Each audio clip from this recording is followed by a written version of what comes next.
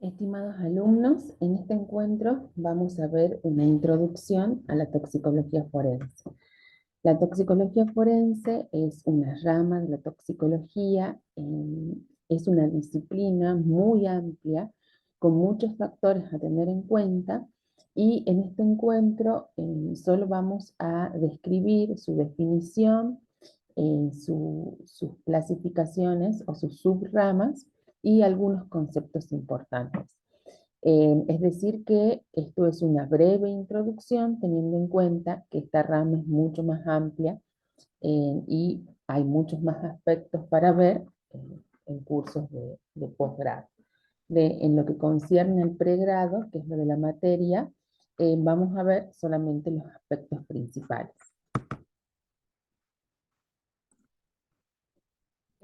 La toxicología forense forma parte de las ciencias forenses.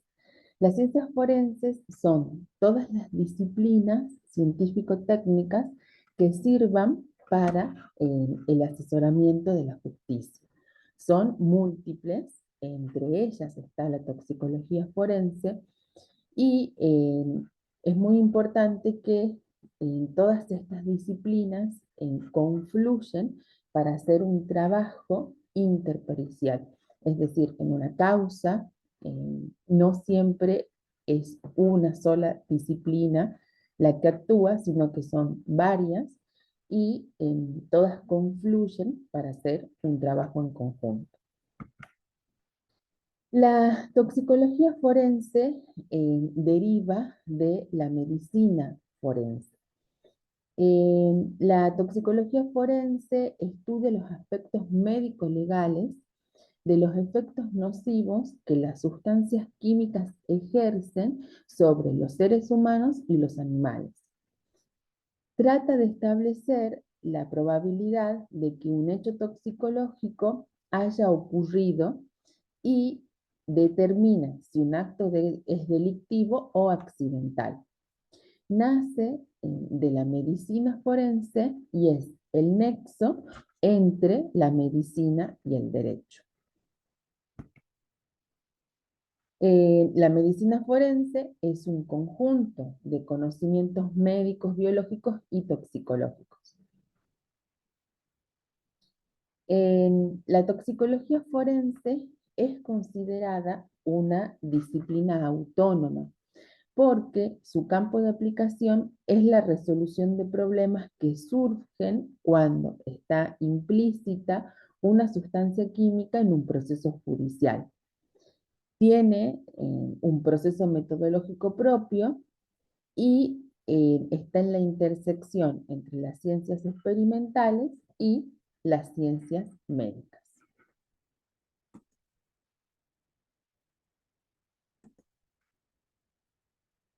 Es importante tener en cuenta que en la toxicología forense no solo se estudian muestras que derivan de cadáveres, óbitos, sino también de seres vivos. Es por eso que se estudian muertes violentas, muertes sin asistencia médica, en el caso de los cadáveres, y en los seres vivos también se estudia la determinación, investigación de sustancias que alteren el estado cognitivo del individuo en que comete el hecho delictivo. Entonces, es importante tener en cuenta este concepto, que la toxicología forense no solo se encarga de los procesos cadavéricos o el estudio de las muestras derivadas de los procesos cadavéricos, sino también de seres vivos.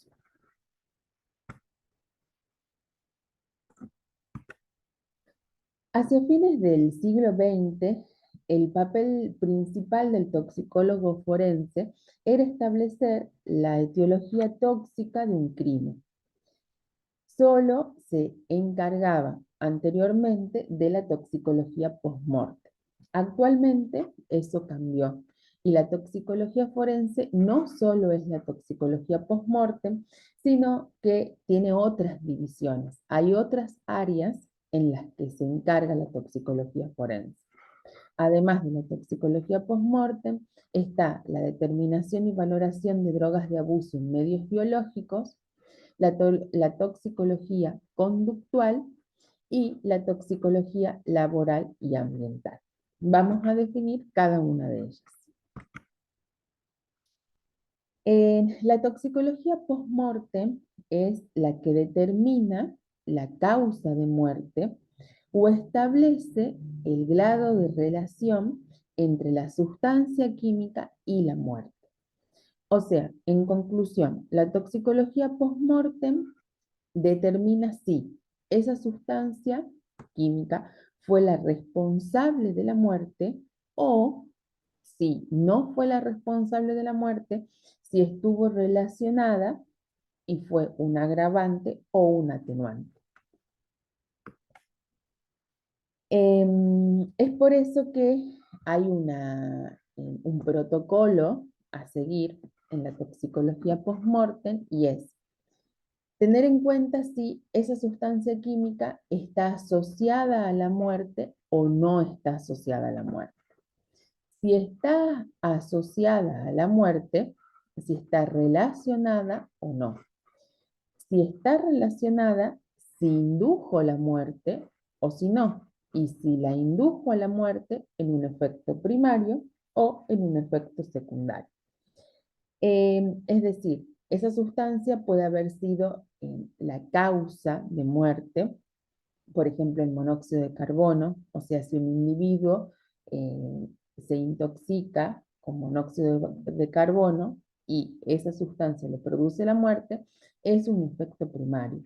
Pero, por ejemplo, si un individuo, debido al estado alcoholizado, pierde su estado conductual, la noción propioceptiva, es decir, pierde la noción de lugar y tiempo, y por estar bajo los efectos del alcohol, se somete a un incendio. Es decir, tira algo, se produce un incendio y ese incendio le produce la muerte.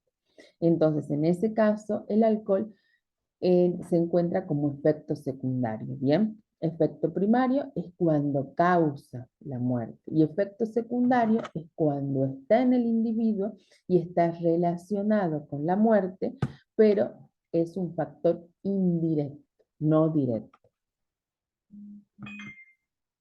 Siempre hay un protocolo para el análisis toxicológico forense que es un proceso metodológico. La toxicología forense no solo proyecta sobre el individuo muerto, el individuo vivo, sobre la actividad laboral, el medio ambiente, estudia al tóxico como agente lesivo y la consecuencia que ese tóxico hace sobre la salud psíquica y física de la persona. Entonces, el proceso metodológico es la identificación de una sustancia química. El protocolo a seguir es establecer primero el problema, es decir, identificar esa sustancia. Este protocolo necesita de varios pasos.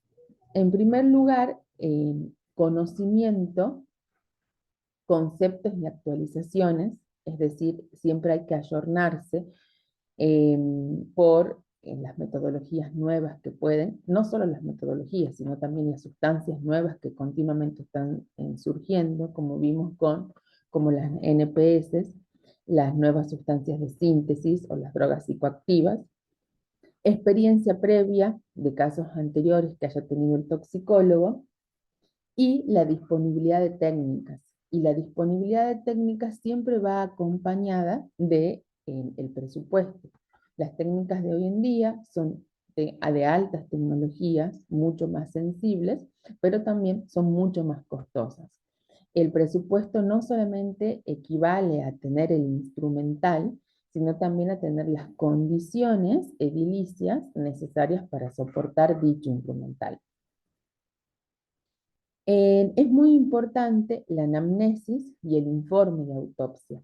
Tiene que haber siempre una reciprocidad constante con el médico forense, el médico autopsista y también con las otras ramas de la medicina forense, como por ejemplo en radiología, en patología, anatomía patológica. Es muy importante tener siempre una reciprocidad para que esa anamnesis y todos esos datos que se puedan recopilar ayuden u orienten a la identificación de la sustancia.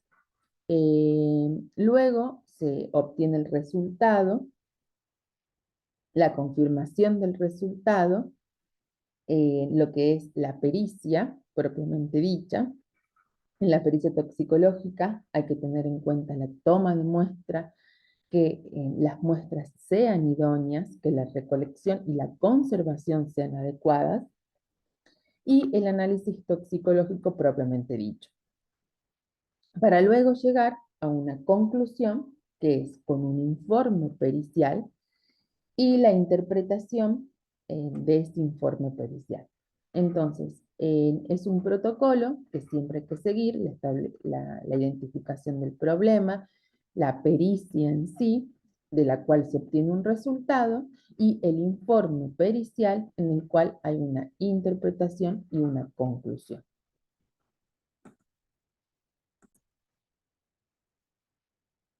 La segunda rama, la primera rama entonces fue la toxicología post-mortem, y la segunda rama es la determinación y la valoración de drogas en medios biológicos. A su vez, acá hay dos subdivisiones, que es un espacio libre de drogas en el lugar de trabajo, Drug Free Workplace, y la segunda es la sumisión química. Dentro de los delitos de sumisión química se encuentran los delitos o los asaltos sexuales facilitados por drogas. Como les había dicho anteriormente, en la toxicología forense también estudia al individuo vivo y estudia las consecuencias que una sustancia química o una droga tienen en ese individuo vivo. En el caso de la determinación y valoración de drogas en medios biológicos, hay un rango de muestras más amplio. Por ejemplo, se puede determinar drogas en saliva, en pelo, en sudor. En la liberación de espacios de trabajo sin drogas son tendencias políticas al no consumo de drogas durante el lugar de trabajo. Y los delitos de sumisión química son aquellos delitos que tienen involucrada la utilización de una droga psicoactiva. El objetivo de este tipo de delitos es incapacitar a la víctima para secuestrarla o para realizar sobre ella agresiones sexuales, o también, en segundo lugar, los delitos de sumisión química tienen la droga con el objetivo de generar una intoxicación como forma de maltrato infantil, ¿sí? Muchos niños que son sometidos a compuestos psicoactivos eh, para que utilizando este tipo de sustancias. También hay que estudiar a la gente al agente tóxico como una sustancia que puede producir una alteración psíquica pasajera o permanente que pueda modificar la condición criminal. Y para esto ingresa la toxicología conductual, es decir, cómo esta sustancia química o una droga de forma pasajera o permanente altera el estado cognitivo de la persona, la cual no puede tener noción de los hechos que está cometiendo. Con respecto a los delitos de sumisión química, ya algo habíamos visto en las clases de generalidades de drogas.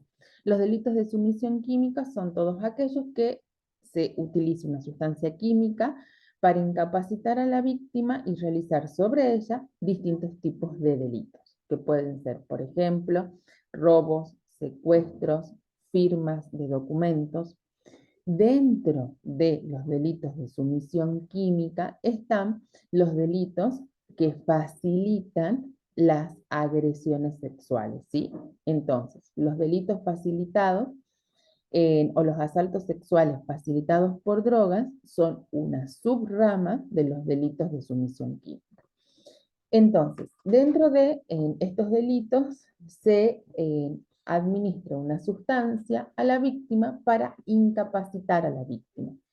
Hay distintos ejemplos de este tipo de sustancias que se pueden utilizar, como ser anestésicos, como el GHB, la ketamina, que hemos visto en clase, hipnóticos también se pueden utilizar, el alcohol etílico, que está siempre presente en este tipo de delitos, las benzodiazepinas, etc.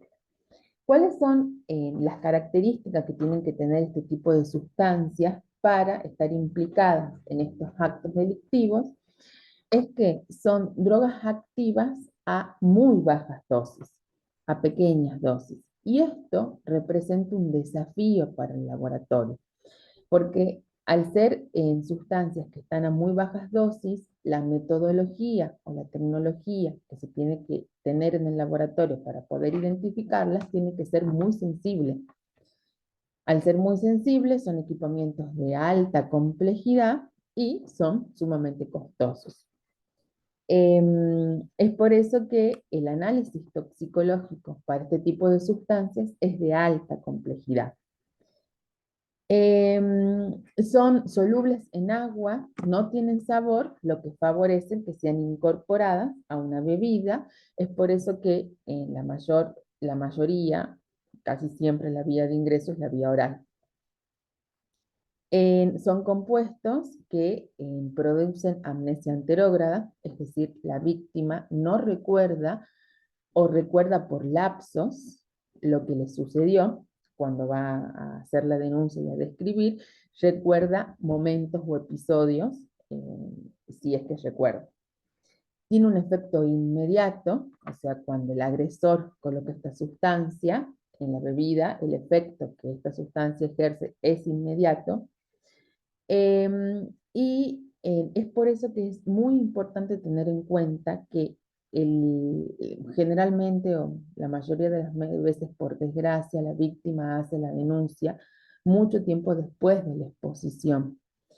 Entonces, en este tipo de delitos, en lo posible, la denuncia tiene que ser lo más rápido posible y la toma de muestra tiene que ser inmediata, de manera tal que el tiempo transcurrido entre la exposición a la sustancia y la toma de muestra no sea muy elevado, porque si no, se pierden las posibilidades de encontrar la sustancia.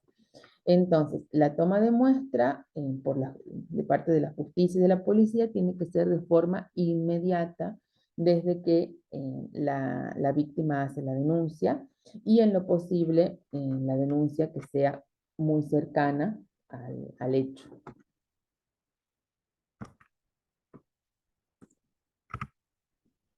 Y bueno, la toxicología conductual, que es la tercera rama, como les había dicho, la toxicología forense en la actualidad también se encarga de dilucidar si ese individuo estaba bajo los efectos de una sustancia o no.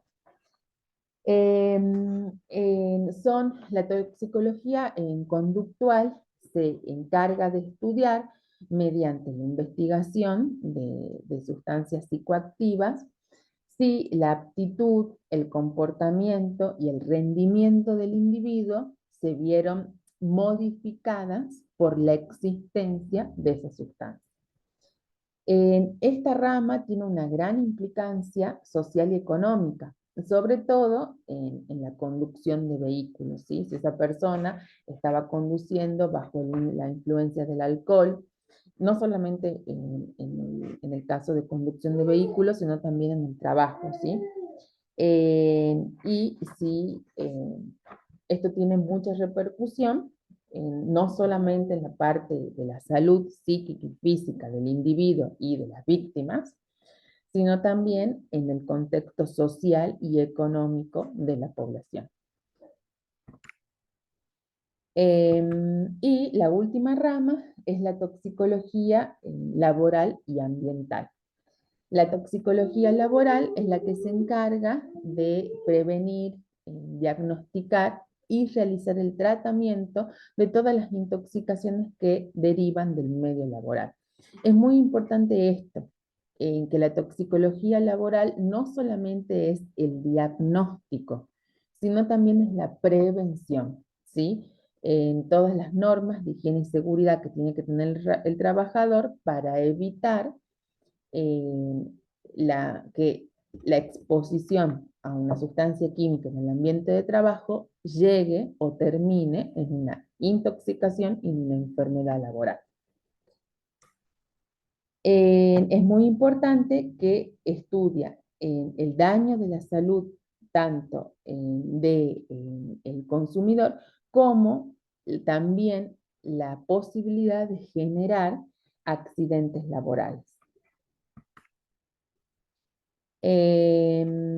Y con respecto a la toxicología ambiental, es la que estudia y también trata, no solamente es el estudio y el diagnóstico, sino también es la prevención de los agentes tóxicos en cada uno de los elementos que constituyen el medio ambiente. Esto ustedes ya lo vieron en las primeras clases, también tuvieron una clase de contaminación ambiental, y la ecotoxicología es la que estudia el ecosistema como un todo, es decir, no las partes individuales, sino la globalidad. Eh, bueno, con respecto a los niveles de actividad del toxicólogo forense, tiene dos niveles de actividad.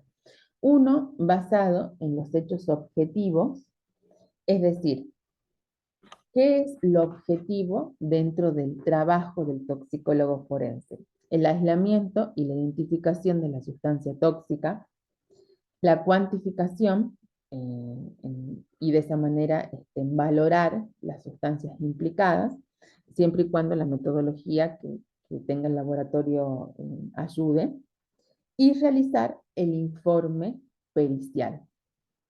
Entonces, en ese informe pericial se determinan muchos ítems, entre ellos la metodología utilizada, ¿sí? La metodología, la sensibilidad, la especificidad de esa metodología. Otro nivel de actividad del toxicólogo forense está basado en opiniones, es decir, en la interpretación de los resultados y en una conclusión. Es decir, que esa interpretación de los resultados se basa, por ejemplo, o de acuerdo al tipo de muestra en donde se realizó la metodología y el resultado esperable según el tipo de muestra, ¿sí? En las muestras, las distintas muestras tienen distintas ventanas de detección, entonces acá viene la parte de la interpretación de los resultados, teniendo en cuenta la toxicocinética de la sustancia, las ventanas de detección de los distintos tipos de muestra, los tiempos de vida media, la investigación de los metabolitos y la droga madre dependiendo de la naturaleza de la matriz. Todo esto abarca la interpretación. La toma de muestra es uno de los primeros pasos en el proceso pericial toxicológico, y son muy variadas las muestras. No solamente hay que tener en cuenta que la muestra sea idónea, es decir, que sea representativa de la sustancia antes de la muerte, sino también hay que tener en cuenta la conservación y el almacenamiento de estas muestras, porque la muestra puede haber sido tomada perfectamente o en perfectas condiciones, pero si su almacenamiento no fue óptimo, se va a perder la sustancia. Recuerden que en la toxicología y sobre todo en la toxicología forense, las muestras son únicas en tiempo y espacio. Entonces, para individuos vivos puede ser sangre, orina, pelos, saliva, sudor. Son muestras muy utilizadas sobre todo para el estudio cronológico de drogas de abuso. En el caso de muestras derivadas de autopsia, sangre, orina, bilis, humor vítreo, el contenido gástrico, las vísceras, hígado, cerebro, riñón, la grasa. Nosotros habíamos visto en el transcurso de la materia que había muchos tóxicos, plaguicidas que se acumulaban en grasa, pelos y uñas. Otro tipo de clasificación de las muestras también es muestras tradicionales o matrices alternativas. Las matrices tradicionales son sangre, orina, vísceras, y las matrices alternativas pueden ser, por ejemplo, pelos. Es muy importante, en lo posible, realizar el análisis en todos estos tipos de muestras porque dan una batería, esta batería de muestras en realidad dan una información completa sobre el recorrido que hizo la sustancia en el organismo. También pueden ser muestras derivadas de exhumaciones. Si el cadáver está en buen estado de conservación, pueden ser las vísceras. Y si el cadáver está en estado de putrefacción, puede ser, por ejemplo, el pelo. Y muestras derivadas del lugar del hecho, que son otro tipo de clasificación de las muestras. Nosotros hemos visto ahora estas cuatro. Les hablé de matrices tradicionales y alternativas. Y otro tipo de clasificación puede ser muestras biológicas y no biológicas. Las muestras no biológicas son las que derivan del lugar del hecho, como por ejemplo, o de la escena del crimen. Cápsulas, comprimidos, en frascos, en restos de vómitos. Estas muestras, el análisis de estas muestras también es muy importante para el contexto del crimen, ¿sí?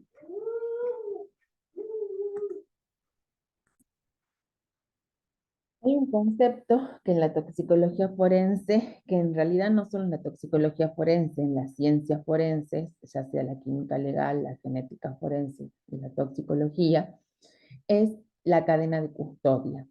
La cadena de custodia es un procedimiento que asegura que la muestra no es alterada, sustituida o manipulada desde el momento en el que se la recoge hasta que finaliza el análisis, ¿sí? La cadena de custodia es un papel, es el documento de identidad de la muestra. Es decir, es un papel en donde se describen la fecha y la hora de toma de muestra, quién realizó la toma de muestra, en dónde es guardada la muestra, por quién es transportada. En la cadena de custodia se informa o se comunica de manera escrita en todos los pasos que se realizan sobre la muestra y quiénes son las personas que intervienen en cada uno de esos pasos. Entonces, de esa manera, se garantiza la trazabilidad del proceso y se garantiza de que esa muestra no ha sido adulterada. Se garantiza la integridad de la muestra, en donde se pone la identidad del donante, es decir, de dónde proviene la muestra, si es un individuo vivo, si proviene del lugar del hecho. Es muy importante que cuando se realiza la toma de muestras de orina, el perito pueda vigilar al donante mientras se toma esa muestra para de esa manera también evitar cualquier tipo de adulteración, es decir, el agregado de agua o el agregado de alguna sustancia a la muestra. Y bueno, es muy importante evaluar los parámetros de la muestra para ver que esta misma no haya sido adulterada.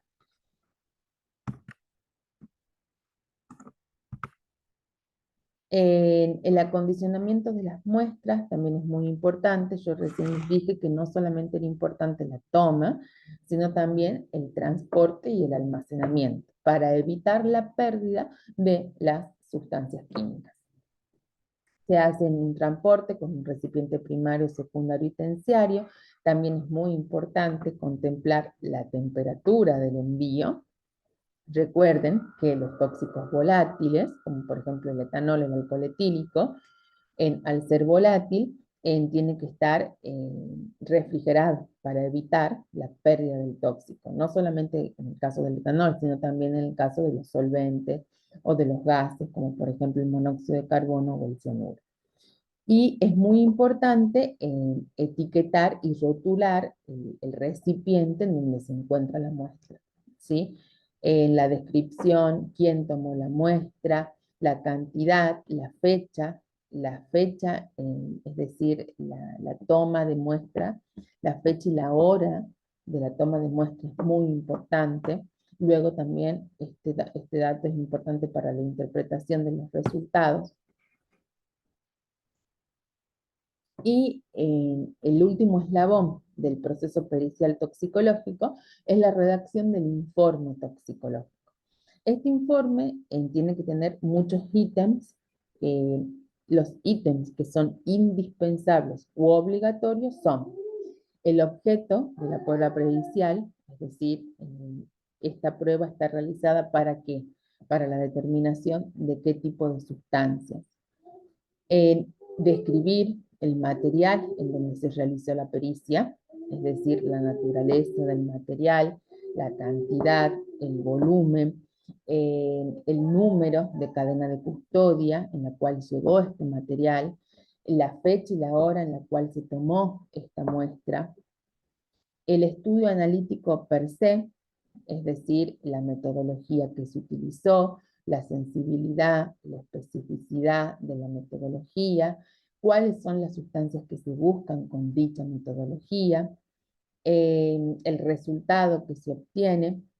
Es por eso que acá les puse cuantificación de sustancias volátiles, metales o no metales, y dentro de las orgánicas fijas, los plaguicidas y las drogas, ya sean los psicofármacos o las drogas de abuso. Y luego la conclusión, que es la interpretación del perito sobre ese informe toxicológico. Eh, bueno, con esto damos por finalizado esta breve charla. Espero que haya sido de su agrado y me encuentro a disposición para cualquier consulta.